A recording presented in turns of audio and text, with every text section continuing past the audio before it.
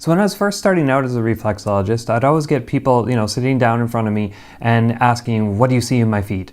Tell me everything that you know.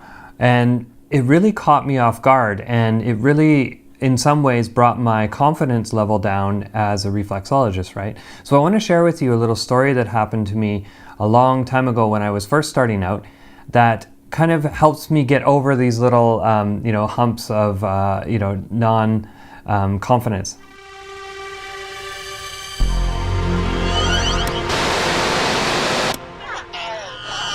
So I was up visiting my parents, and they live up in the middle of nowhere. It takes, about a half an hour to get anywhere close to the town and, shopping and that sort of stuff. And so a lot of people up in that area are definitely not familiar with reflexology. And so I had just finished learning all the techniques, and my technique was pretty good with reflexology. And so I was excited, and I wanted to share it with the people that lived up where my parents lived. And so one of the neighbors was over having coffee, and I was like, okay, I just learned this cool thing called reflexology. Do you want to give it a shot? And she's sort of like, what is it? And I, explained that it's working on the feet and it feels really good. She's like, oh yeah, sure. And so, take the shoes and socks off, and I'm working on her feet. And, we're exchanging, and she's like, oh, this is really cool and stuff like that. And we're going along, having a great time. And I come across her kidney point. And I was sort of like, okay, I'm working it. And it was over on one side, but not on the other. And I was like, oh, weird. So right away I thought about, okay, am I doing this right? Okay, so, there's the points there. And, okay, yeah, it's over here, but no, I don't feel anything over here. It feels something missing, right?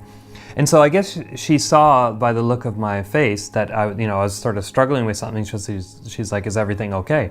And I was like, oh yeah, everything's fine. It's just kind of interesting because I'm working on your kidney reflex, and it's fine over here, but over here it feels like there's something almost missing and stuff. And she started, she sort of got this like look on her face. She's like, really, you can tell that from my feet? I'm like, tell what? Because I was thinking that maybe I was missing the reflex point. And she's like, no, I've had a kidney removed. And I was like, whoa, really? I was like, this is really cool because over here I can definitely feel the kidney. I can find it. I know where it is, right?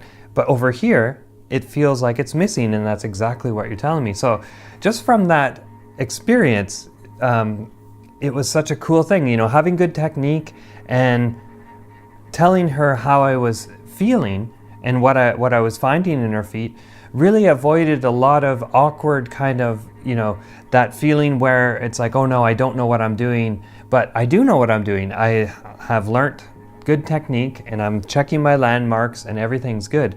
But sometimes you're going to find stuff, right? And you might not know what it was. And at that point, I didn't know what it was that I was feeling. I didn't think that she had, had a kidney removed. But really, this whole experience, it's a very simple one. And, it happens a lot, not necessarily with the kidney point, but other points you're sort of working along, and, something feels okay on this side and maybe on the other one it's not. But this has really taught me two things, and how it's really helped me in my reflexology practice is I think back to this time of not really knowing anything except for knowing my points and good technique, right? Fresh out of school. So I had the outlook of knowing exactly where all the points were and things like that, right? So it taught me that, number one, which is basically having good technique. Once you have good technique, once you know where all the landmarks are, you're going to be very successful as a reflexologist, right? Because you're going to know what areas feel off, right? And that brings me to the point number two, which is, in a way, it's asking questions, but not in a way of, like, oh, how does this, or do you have a kidney or not have a kidney? It's more like, this is what I'm feeling, and working with the client and getting feedback, right? So I just found that so useful. Like, not knowing exactly what was going on, I asked, well, I explained, this is what I'm feeling. Over here, I'm feeling this. Over here, I'm not feeling this. So how does that relate? And right away, she was able to feel a little more part of the session, right? Instead of me being, the expert and I'm working on her and fixing her, right? we're working as a team and working through this whole process. And so having good technique, knowing how to work the points is obviously the most essential, because that's sort of what you're doing, is working on that. But also just being able to open up and kind of be in that place of, I don't know what I'm feeling here, so I'm going to allow the client in on what I'm sort of like struggling with, and through it you can get answers. So I think that's one of the things that's really helped me as a reflexologist, is kind of when I get in that place of, I don't know my anatomy, or I don't know what's going on, or this and that, right away you can get into that place of losing your confidence. But there's no need to, because you have great technique, right? As long as you do have great technique, right? And you've studied reflexology well enough that you can, work through it. And so you can kind of open up a bit more, and instead of feeling kind of like, stupid or dumb about reflexology and the body and how it all works, you can ask the client, this is what I'm feeling, and does this mean anything to you, right?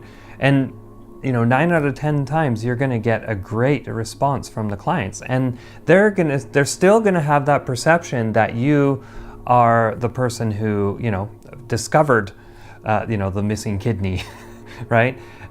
So anyway, I just wanted to share that with you, because I think it's just so important to as your path through reflexology is just to lighten up a little bit and be in that place of wonder, and get stuck and not know the answer, because you're also working with somebody else. You're not all by yourself working.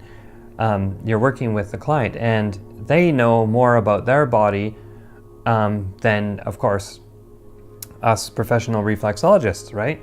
And we're great at interpreting the body and what the reflexes mean and that sort of thing. So yeah, we're really good at that.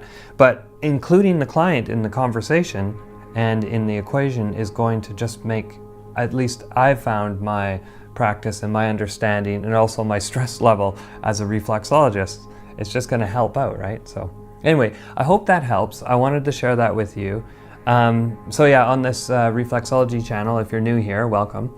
And we talk a lot about reflexology and points and tips and tricks and products and things like that. So if this is something that you're interested in, reflexology, working on the feet, working on the hands, working on this kind of thing, subscribe to the channel, because that would be really great to have you a part of the community. And also, if you hit the little bell button, you'll be notified whenever I get new videos out. So anyway, Adam Thomas from Balancing Touch Reflexology, and I will catch you later. Bye-bye.